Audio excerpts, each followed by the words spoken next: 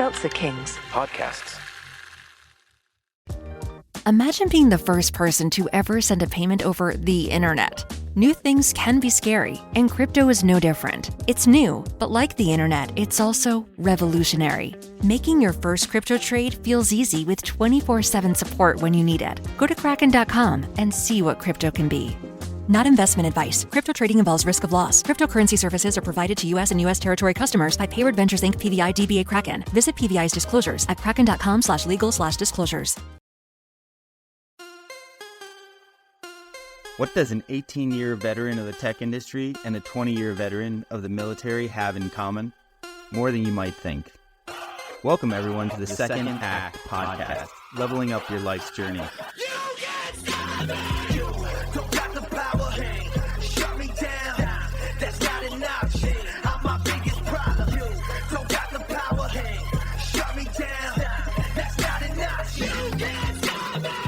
Welcome back to the Second Act with Michael and John. I am John, and I've got Michael and our guest. Hey, everyone.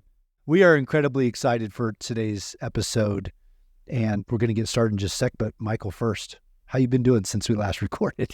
Yeah, I feel like I always answer this question the same way, but I will say over the last year, I can't believe it's been a year of these incredible conversations and stories from our guests and us sharing our own personal journeys, John, and some of the changes expected and unexpected to happen through this process has really been eye-opening in so many different ways.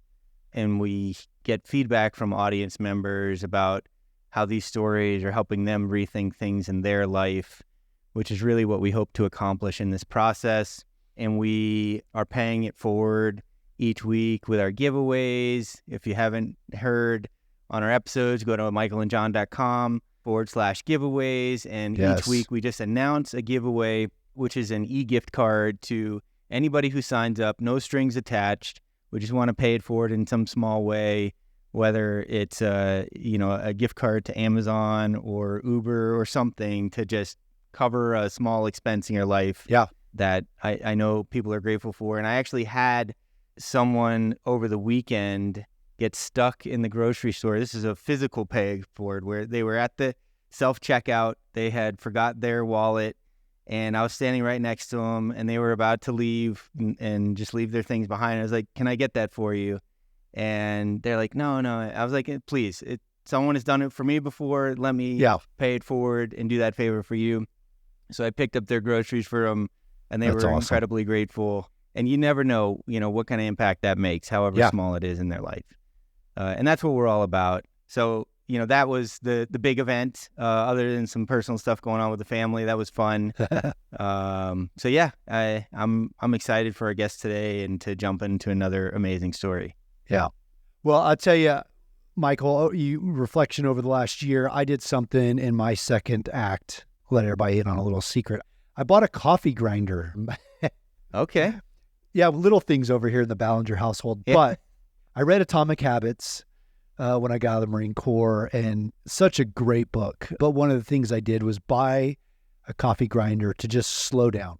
I've been drinking crappy drip coffee out of Navy and Marine Corps coffee makers for the past 20 years. And I thought, you know what? I'm going to step up my game. So I got a coffee grinder. Now I grind my coffee in the mornings. It gives me a little bit of time just to pause and reflect. And this morning, I got to reflect on us and the episode that we're about to have and some of the conversations we've had recently and just how encouraging they are to me. Mm-hmm. So I feel like if they're that encouraging for me, they've got to be encouraging for our audience. And so, man, thankful for that. But yeah, little hack. It makes coffee so much better when you grind it the morning of. So there you go. Awesome. And just the process of it. I mean, it's a very mindful experience. It is. Being present. I love it. No good segue here, so I'm just going to get into... No good segue. Yeah, do you want to introduce our guest today? Introducing the guest, yeah. In this week's episode, we're joined by Nadine Bullock-Pottinga, the CEO of Paradigm for Parity, a coalition made up of current and former business leaders who are dedicated to addressing the systemic gender and racial gaps in the corporate sector. Nadine is a first-generation U.S. citizen who was born in England but moved to Vancouver, British Columbia when she was 2 years old and has called Toronto, Minneapolis, and various parts of Virginia home. Nice. She has spent her entire professional career in the nonprofit sector helping others, which is very cool.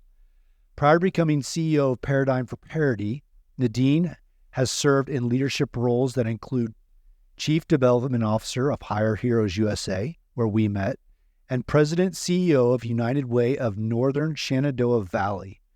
Nadine's life journey embodies that of someone with growth mindset looking for ways to shape the future, with her passion for helping others rooted in her moving around a lot as a child where she faced the persistent challenges of fitting into a new community. Outside of work, Nadine loves spending time with her husband hiking, enjoying a good glass of wine, and traveling the world to experience the ways different countries and cultures address social issues. Welcome to the show, Nadine. Welcome, Nadine. Hi. Thanks so much for having me. It's so great to see you both. It is really good to see you. Every time I've seen you in the past in person, it just puts such a smile on my face because you are such a ball of energy and joy, and you just have this way of drawing out the goodness in people. And I always seem to have to step up my game around you, especially trying to communicate, because you are really good at choosing your words wisely. And so what a joy it is to be here again with you on the show. Well, I appreciate that. It's hard to keep up with you, John. I just appreciated your experiences and the way that we met. And, my time at Hire Heroes USA certainly has such a special place in my heart, as do veterans and military spouses, my husband being a military kid. Yeah. And so hearing about your second act and what you've done after your career of service has just inspired me as well. So just really appreciate being here today. Well, thank you. Thank you. Yeah. Well, we have a lot to get into because I, reading up on you and getting ready for the show, you've got so much history, and especially spending so much time in the nonprofit world. But what we like to do is go back real quick and just set the audience up for how you've gotten to where you are. And so take us back real quick. You're born in England, moved to Vancouver at 2 years old. Let's start with your early life there and how travel and childhood adventures shaped your view and what you thought about the world. Yeah. So my parents are both immigrants to the United States. My dad is Dutch, my mom's German.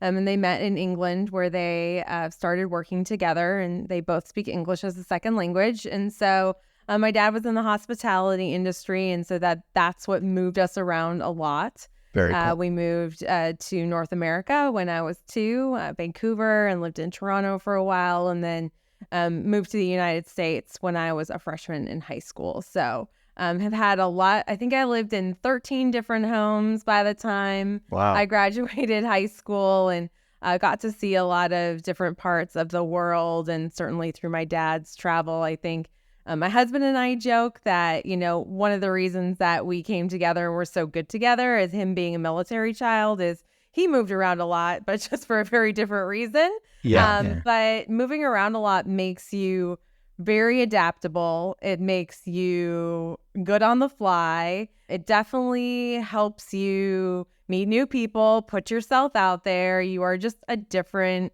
I think, breed of person when you have learned to overcome so many things, especially at a really young age. And that's certainly something him and I have in common. But I'm really grateful for those experiences, because it really has shaped my worldview, the way that I look at the world, or the way that I look at social problems is really from a worldview.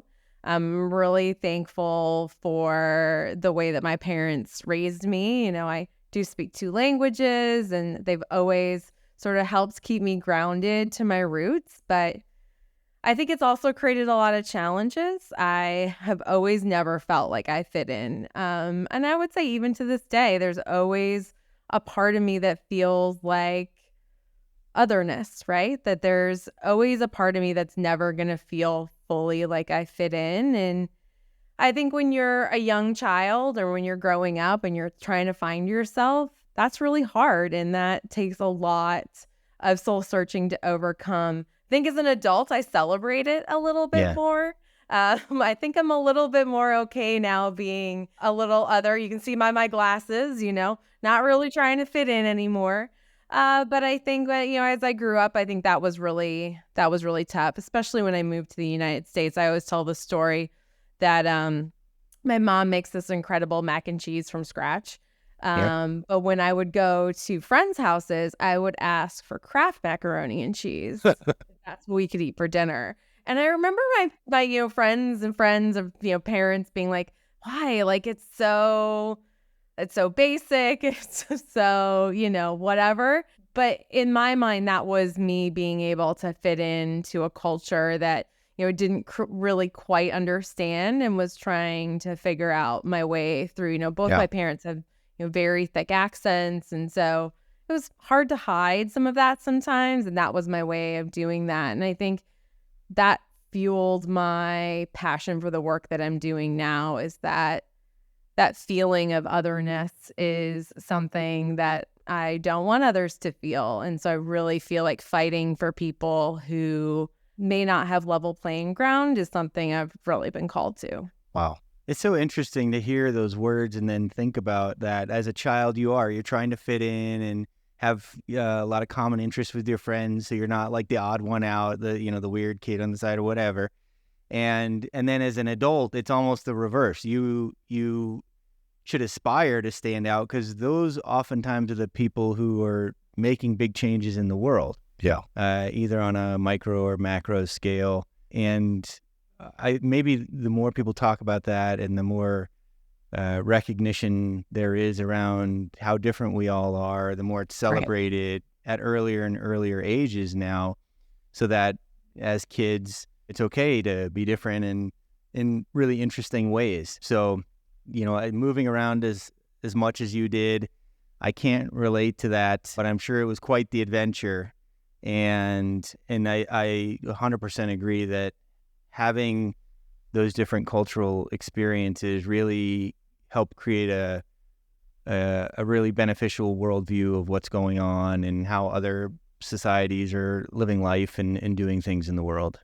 Yeah, absolutely. Yeah, I'm really grateful for it. I think it's always, presented challenges, but it's certainly something now as a leader that I try and foster as much authenticity as I can. I think that's always a line that you have to be very intentional about, staying on the right side of. But I think you can probably talk to just about anyone who's worked with me or for me, is that I definitely lean more on the authentic side. I spent so much of my life hiding who I was because I thought if I became who I thought they wanted me to be, then I would be successful or I would be accepted. And I think it's been more through leaning into the uncomfortableness of being a little bit more vulnerable and authentic that I've really found true success in leadership and found that people really actually appreciate that more.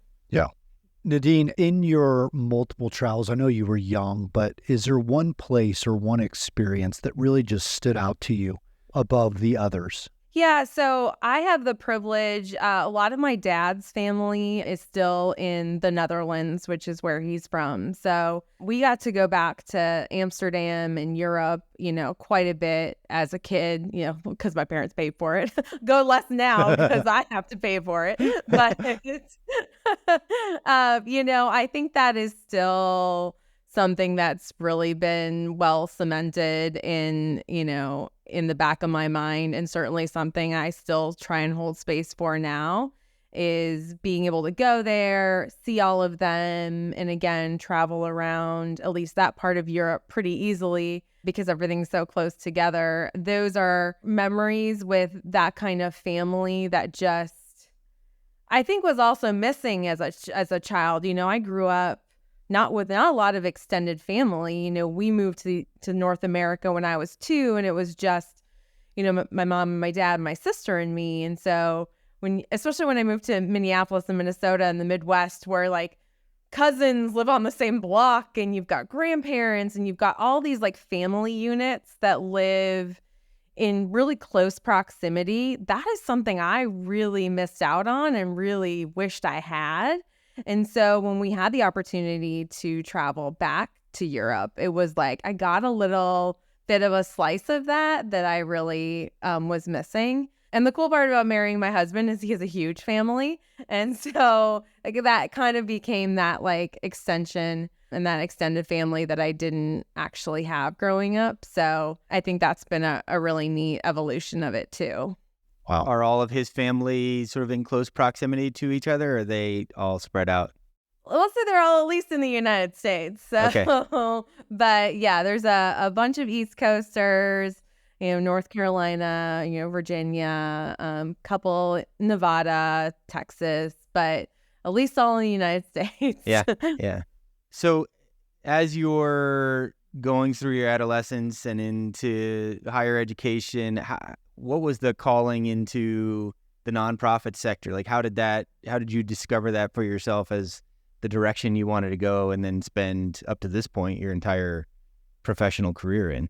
Yeah. So it's kind of a funny story. I don't know if my dad would find it funny, but so I actually didn't aspire to go into the nonprofit sector originally. So I went to college and thought I was going to become a teacher. I don't actually, to be honest, remember why, but I spent 4 years of college and have the insane privilege that my dad was able to pay for my undergraduate education, which I know is a huge privilege, especially in the United States. So I student taught for about 3 months. I had a bachelor's degree in education, and I specialized in pre-primary education.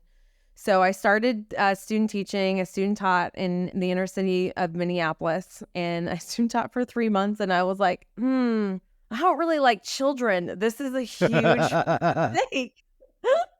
My dad was like, you don't like children? You spent 4 years getting this degree. But in all seriousness, I think what I learned from that experience was I was much more interested in the systems that affected children in the classroom than I really was in teaching. Sure. So, I mean, we know kids come to school hungry. That's going to affect how they learn and how they show up, right? If kids are dealing with poverty or racism or domestic violence in their home lives, those are things that affect the way that they show up and learn.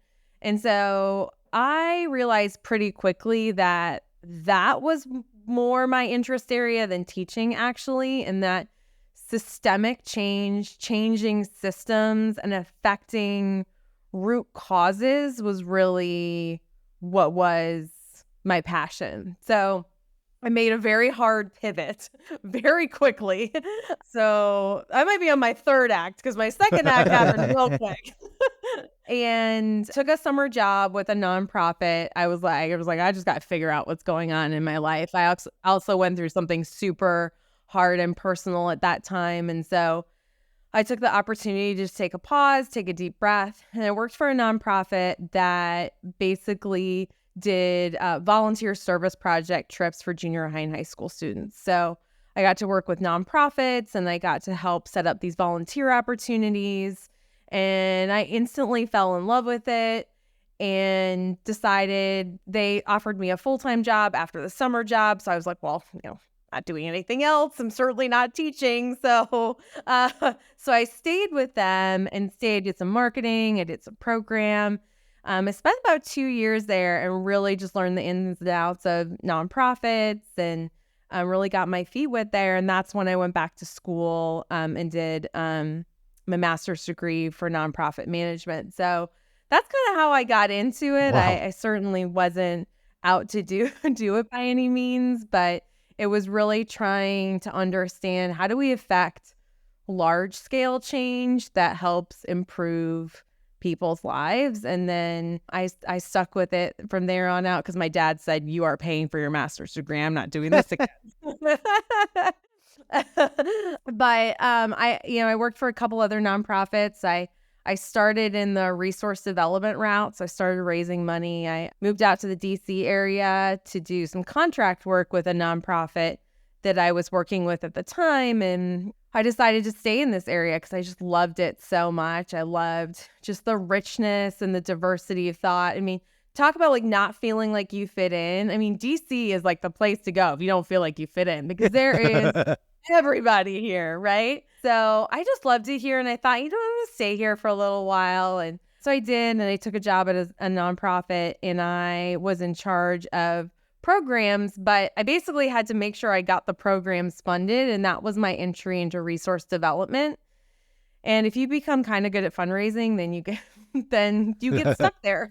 So I became good at fundraising, and because I really loved it. I think there's this connection between, finding resources and donors and people who are passionate about work and connecting them to that work. And I loved doing that. And so I stuck with it, and I met my husband and stayed in this area, and here I am today. Nice. Skipped a couple steps, but that's the beginning part, at least. Nadine, how tough was that initial pivot from teaching to going into the nonprofit sector, where, like you said, your education for 4 years had been built around one thing, and all of a sudden you realize, holy cow, I don't like this aspect. Mm-hmm. Was that a little deflating, or did you have to really consider, do I even know what I'm supposed to be doing? And what are things that are going through your mind at that period? I will say it was easy and it was hard. It was easy because I was like, man, I really don't like children, so I got to get out. Right? So like that decision was like really, I knew that was the right decision. Staying I knew was not the right decision. Yeah, the hard part was certainly admitting that I had made the wrong decision, right? I think part of the pivot was really admitting, whether it's ego or admitting to my dad, who I really felt like I had disappointed, that I had really made the wrong decision. But I'm so thankful that I have such supportive people around me, including my dad, who was just like, all right, well, suck it up, Buttercup. Like, then figure it out, right? And, he didn't let me wallow in that for 1 second, and just really encouraged me to find what really set my soul on fire. And I think going into the nonprofit sector is not easy, especially at entry level. I mean, you really get paid the pay is not great to start. It's a really hard entry in, but I was surrounded by really great people. I was doing work that I really loved, and I just sort of had this belief it was all going to work out. And that's kind of what got me through, but it wasn't easy. And I've made another significant career blunder in my career, and it was always that admission, getting over that admission that I'd made a mistake and that I needed to really just swallow it and move on. That was really the obstacle standing in my way. Once I got over that, I feel like I have enough skill. I have enough going for me that I can get where I need to go. What was really holding me back was me. And that feeling of failure, that feeling like I hadn't done what was on the plan, right? Plans fail. You figure it out. You make a new plan. You move on. Imagine being the first person to ever send a payment over the internet. New things can be scary, and crypto is no different. It's new, but like the internet, it's also revolutionary. Making your first crypto trade feels easy with 24/7 support when you need it. Go to Kraken.com and see what crypto can be.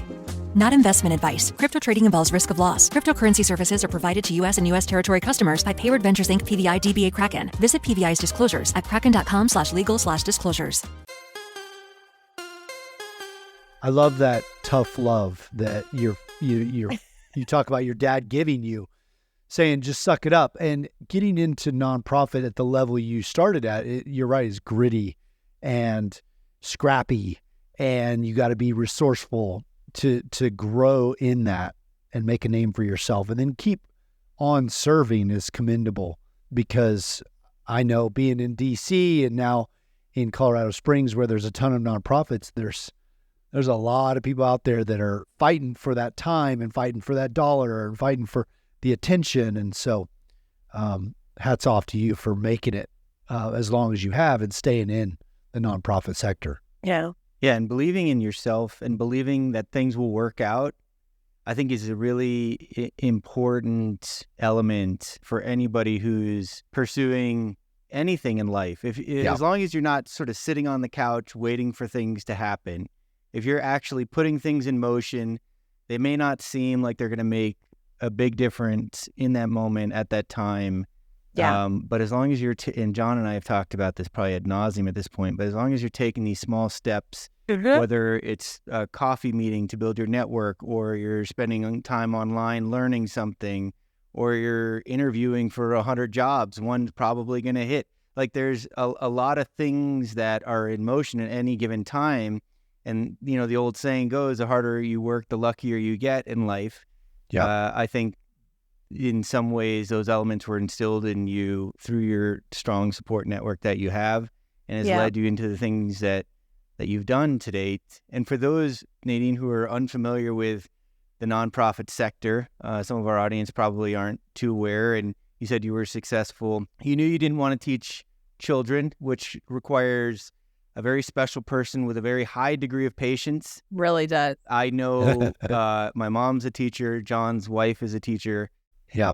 God bless them all. It's They amazing. need to be paid a lot more than me. They need to be paid a lot more. But you figured out that wasn't for you, and nonprofit was for people who are like, hey, nonprofits sound interesting, minus the entry-level low pay part. But tell us about like what a program is, and how one can be successful in that, and then we can get into some of the more interesting details about your path there. Yeah, I think getting into nonprofit work is really interesting because I do think that even if you've worked in the corporate sector, or you've been in the military, or you've had other experience, I think there are so many transferable skills that you can use in a nonprofit that if you want to use those skills to better someone's life, or you want to use it in a very mission-oriented way, then I think a nonprofit's a really great way to do that. If you've got marketing skills, there's marketing and communications positions. If you're good at sales, and, which is raising money is the same as sales. There's finance roles, there's HR roles, there's leadership. Programs is really delivering the services to your constituents. So that really depends on what the nonprofit is, So that will really depend on the mission of the nonprofit, but they're all different. But there's so many transferable skills. You just have to be really willing to use your skills in that way, and know that nonprofit infrastructures are all different. Typically because of size, larger nonprofits are usually better resourced and will feel a little bit more like a corporation, will feel a little bit more like a well-established business. Smaller nonprofits just feel a little bit more grassroots and a little bit scrappier, if you will. And that's fine. And I think that it really depends on what you're looking for, and really where you feel like you'll fit best. So I think there's really something for everybody, I guess, depending on what you want to do and where you feel like you'll fit. So you started entry level, you progressed your career through the program track there, and then reached sort of the leadership levels based on the bio information at both small and larger organizations that are serving various interests. For someone who is interested or curious, do you have any recommendations for them on how to either come straight out of school like you did into this space, or they're thinking about pivoting out of a traditional corporate job or something else into that space? What recommendations do you have for them to explore that? Yeah, I think it's, unfortunately, most people will roll their eyes at this answer, because it's the answer for most of these questions. Is your network is really the best way for you to make that pivot. There are tangible things you can do. You can tailor your resume so that, I mean, the nonprofit has like its own weird language. So the more that you understand what that language is and tailor your resume and your experience to speak that language, I think the better off you're going to be. But understanding who's in your network, I think is really important. I also think, volunteering. I don't necessarily recommend going to find employment at a nonprofit if you've never really at least volunteered in one, so you can understand like what does the inside of a nonprofit actually look like. Yeah. So volunteer, in whatever capacity that is. If you're a more senior leader, get on a board of directors. I mean, that's a really great way to understand how an organization functions. And so those are some things you can do to be sort of ready for that, but really understanding what your network is and how they can help make those introductions and those connections is really key. Yeah, and you talk about the terminology. It's interesting. Donations are revenue in the nonprofit world. So just that simple mapping for those unfamiliar is good to know. And then the nonprofit sector, correct me if I'm wrong, but they put out some interesting metrics each year to talk about the efficiency of those donations, what's going towards the actual benefit of the recipients versus the administrative type of stuff. Yeah, the word we all hate, which is overhead, because it's a really bad metric of how an organization functions. But regardless of it or not, yes, it is a metric that we're typically evaluated on from a donor perspective. But yeah, all of those really, even understanding how to read a 990, right?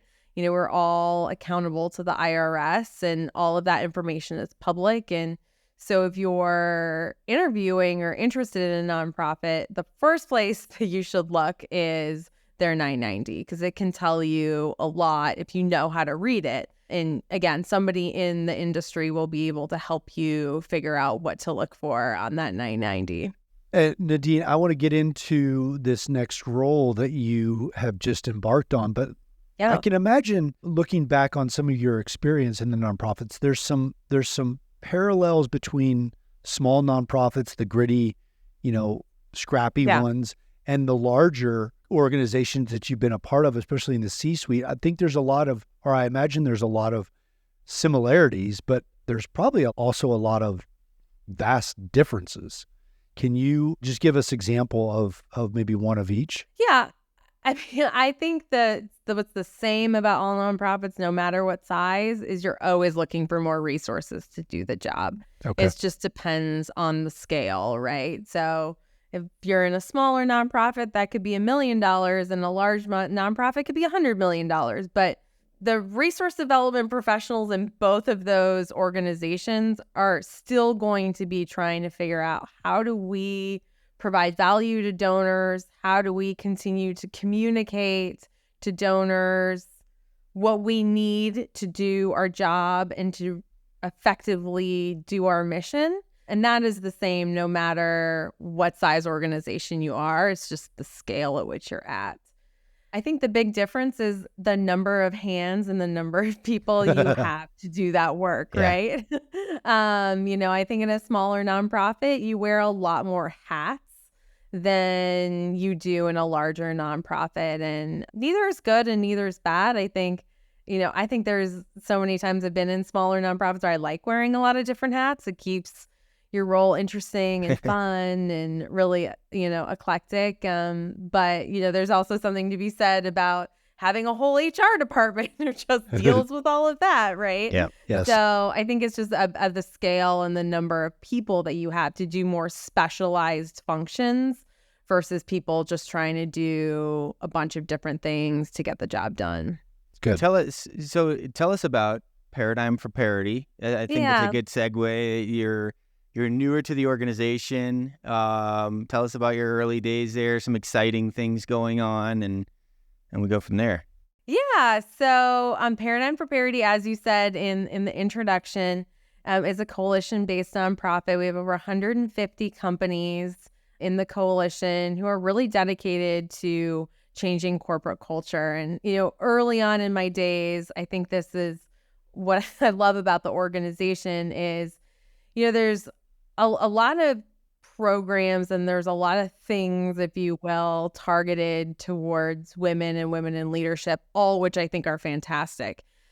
But I think at a certain point, you can only fix, quote unquote, women to some degree. But if you don't change the corporate cultures in which, women work in, then we can really only do so much, right? And I think what's incredible about the coalition, the organization, is really that we have a 5-point action plan that really talks about different ways that companies can really help women move up into, leadership positions, up into the C-suite, but really addressing all places of the pipeline. I mean, it's well documented that there aren't as many women in C-suite positions as there are men, and just so really being committed to figuring out how we change that trajectory has been a really neat experience. I've been, again, in this industry 20 years. I've worked my way up, have had a lot of positive experiences, also had a lot of, experiences that I think a lot of women have had where I faced bias, discrimination, and it's been just such an incredible experience to be on the side of an organization that is allowing me to speak up and speak out about not only those experiences, but what can we do about it, and how do we change moving forward so that women coming up under me and after me have a different experience. I think later in my career, I started mentoring a lot of women and speaking a lot more to women.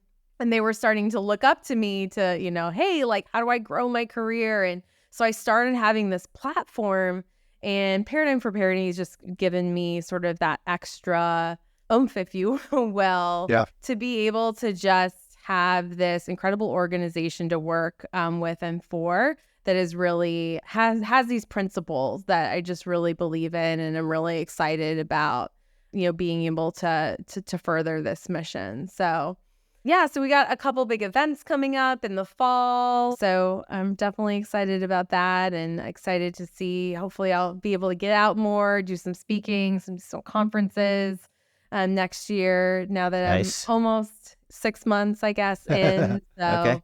Yeah. Does the organization try to tackle the imbalances by business sectors, by types of roles, by size of companies? How do they approach the problem, and then some of the ways that they go about trying to solve it? Yeah, I think that's a great question. So our coalition works with all different sizes organizations and companies in all industries. So right now we have 28 different industries that are represented within our coalition. And we really believe that that 5-point action plan is really universal throughout all sizes, all industries, to make action. And one is really, so I'll go through all 5 just since you asked. One is really addressing bias and unconscious bias. And that is, so much of part of what needs to be addressed within organizations, particularly at the senior level. And so, making sure organizations have that type of training in place. And, I hate to be the bearer of bad news, but it's not just, a one and done, right? You're like, oh, I did that training and I checked it off the list, right? It's really that ongoing training and ongoing conversations about how we tackle that unconscious bias and how that unconscious bias could be affecting women and women of color within organizations. The second is moving more women into senior operating roles. So you asked about different role types, and we really, encourage all roles at all different levels of the pipeline. But we do see that there is becomes this disconnect at the sort of director, senior director level, as women start to kind of get to the point where they're making decisions about their career. They end up in support role functions, which are all important, but they end up in marketing, administration, HR, and don't necessarily take operating roles.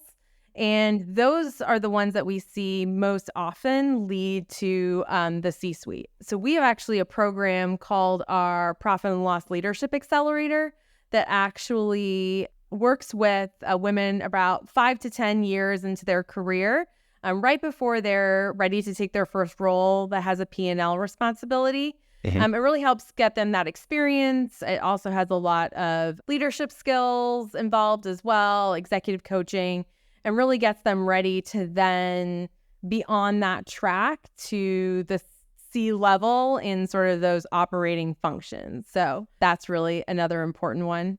The third one is to set metrics and measure them. So, if you're in an organization and you want to make movement in this area, well, you should know where you're trying to go, right? You should set goals, and then you should measure that movement as well. And our coalition actually does our own metrics survey as well, and helps our coalition members sort of benchmark their progress against others. And we do an annual sort of presentation of that. It's at the end of September for our coalition members. And it's all anonymous and aggregated, so we're not calling anyone out by any means. The fourth is measuring progress on performance, not on presence. And we know that, especially in this world of hybrid work and remote work, we really want to focus on those business results. We also know that women are sometimes primarily caregivers. And so they sometimes do have to leave and pick up a child from school, or a child is sick. And, we really talk a lot about addressing those quote unquote penalties that are associated with that, and really helping organizations focus on, again, those business results. And lastly, and this might be my favorite one, I'm not supposed to have a favorite one, but is make sure that women have mentors as well as sponsors. And those are different, right? Mentors are people in your life, and I've benefited from having both, who can guide you, who can help you within your career. They provide you advice. They're super critical in careers. But then sponsors are people who take that relationship and then they go out and they talk about you when you're not in that room. So when you're ready for that promotion, they're talking about you. When there's an opportunity, they're talking about you. When you need to meet with someone important and they have that power and you don't, they take that power that they have and they help you get that power. And that is critically important. And I have had two particular sponsors in my life who have made an incredible difference in my life. Both men, by the way. So they don't have to be women. Men have such an important role in this. And these men were incredibly critical in my career. When I couldn't break through a barrier, they were like, I got you. And they pulled up a seat, they pulled up a chair to that table, and they sat me in that chair, and they gave me the microphone. And that's the kind of sponsorship that really changes, career trajectory. So you've got the coaches, the mentors, and the sponsors, those three similar but different groups of folks. Yeah. Does the organization source the expertise around those from the outside, from the organizations that are part of the coalition, or is it a broader network? And then if somebody wanted to become part of that, what's the way for them to participate? Yeah, we work with a couple different partners that help do sponsor and mentorship training. We actually work with an organization that's very closely affiliated with us called Catalyst, and they actually have something called the MARK program, which is Men Advocating Real Change. And it's actually a training for men who are interested in being sponsors. So we do work with outside organizations, and we help companies identify what type of resources do they need to create those mentor or sponsorship opportunities. And then, if somebody within that organization is looking to become a mentor or sponsor, then they can sort of reach out internally to their company and ask for that support. Okay, very cool. Yeah. That's number 5 is probably my favorite one as well, because we talk about on this show so much about the importance of those roles, the coaches, the mentors, the sponsors, and how different they are, but yet how integral they also are in the growth of an individual. And the different angles they're each seeing and attacking and coming from is so pivotal. And we encourage everybody that listens to the show is to find individuals in those roles that can come alongside you. Yeah. Whether they're paid for or free. It's the hardest part is just asking somebody, hey, can you be my coach? Can you be my mentor? Can you be, and like you talked about the power of a sponsor, somebody that's in the room advocating for you that is huge and is going to influence your trajectory so much more than you could do yourself. Yep. If you were to find yourself in that desire to grow. And so I love number 5 because that kind of brings it all home and helps with that change. So, yeah. Nadine, I'm curious, did you proactively reach out to those 2 men who helped you, or did they sort of see you in the organization and they're like, I want to help Nadine, let's go grab a coffee or have a conversation? What was the process? Yeah, both were informal. So they were not like formal sponsorship arrangements by any means. One was more formal than the other. One was a previous board chair of an organization I was on, and it just developed over time, and he's still in my life today and still would, in a heartbeat, sponsor anything I needed on any day. So that one developed over time, I would say. Okay. But it was because of a structured relationship, I think, that it started. Okay. The second one is someone you all know well. It's Ross. Okay. He was somebody that at points in my journey, I went to him with things that I felt like were obstacles in my path. And I didn't have to ask him. I didn't ask him. He just went out and did what was right. And that's awesome. He took it upon himself to do things that were right and to advocate for me because he knew I was, either struggling in certain areas or I'd shared with him because we were friends, what I needed or what I felt I needed to be successful. And he didn't think twice to speak up when I didn't feel like I had the energy to anymore. So Ross was an incredible influence, at my time at Higher Heroes, and certainly still is today. I love that. Yeah. So Nadine, we're starting to get close to our time that I know you've allocated to this. And we always like to leave our audience with some practical advice or insights from the guests on our show that they can take with them and maybe put into action right away. If you were to leave our audience with something, what would that be? I think for me, it's 2 things. I think one is I don't think you're ever going to be fully ready for your second act, right? I think nobody wakes up and is like, okay, I feel good about it. Let's do it, right?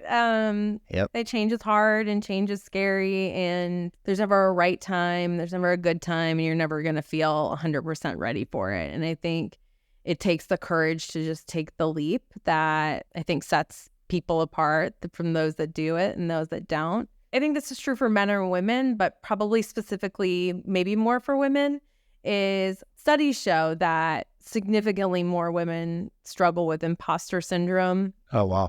Than men. And I've noticed personally that imposter syndrome shows up a lot more in transition, right? So transitioning to a new role, a new organization, even if it's not a complete second act, that internal critic is going to be so loud, so loud. And so my encouragement is that know that, understand that, allow that to sit, right? Allow that to sit and talk to others about it. I mean, it could be men, it could be women, but so many of us deal with that. And sometimes the best way to get the inner critic to be a little quieter is to speak it out loud. And I think that more people struggle with that than we're either willing to admit or willing to talk about it. And if you find someone that you trust, that you can have those conversations with, that's going to make that transition at least a little bit easier. And at least if you know and can identify that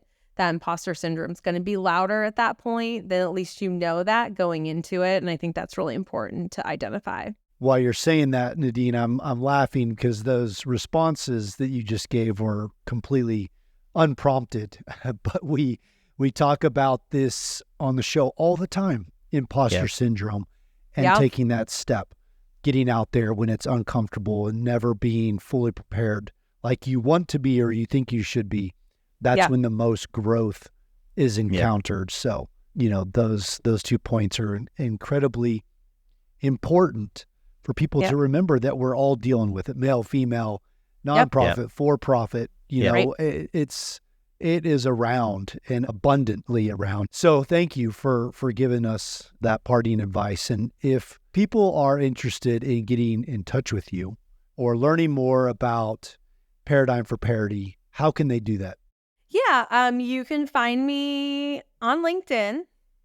So that's an easy way to find me. And then you can also go to our website, which is Paradigm, 4, parity.org. And you can find anything about the coalition, about how to get involved, or any of our programs or resources are on our website. And those are the easiest ways. That's awesome. And we'll throw those 2 links in the show notes. But that would be great. Nadine, it was such an honor to have you, to see you again, have you on the show.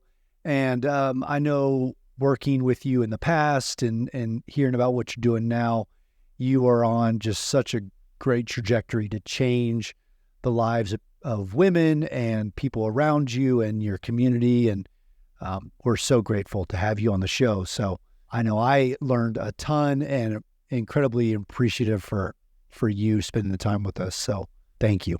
No, well, thank you both for having me. And it's just such an honor to be here and to talk about this journey and this great organization. And, wishing you both the best. John, wishing you continued success in your second act for sure. Thank you. Mm-hmm. Yeah, it was such a pleasure, Nadine. Thank you so much for joining us. And I know your story is really going to make an impact on our listeners. So thank you for sharing it. Absolutely. With that said, John, I think that's a wrap. Yeah, it is. I've got a fly in here bugging the crap out of me, no pun intended. And so I'm going to go. Thank you all. And go get that fly. I'm going to kill this fly. Yeah, go get it. All right. Till next time. Yep. We'll see ya. Bye. Bye. The Second Act with Michael and John stars Michael Newborn and John Ballinger. The podcast is produced by Seltzer Kings. For more information on the show, check out michaelandjohn.com, or if you'd like to get involved in the conversation, give the guys a shout on their socials at The Second Act with Michael and John on most platforms. Thanks for listening.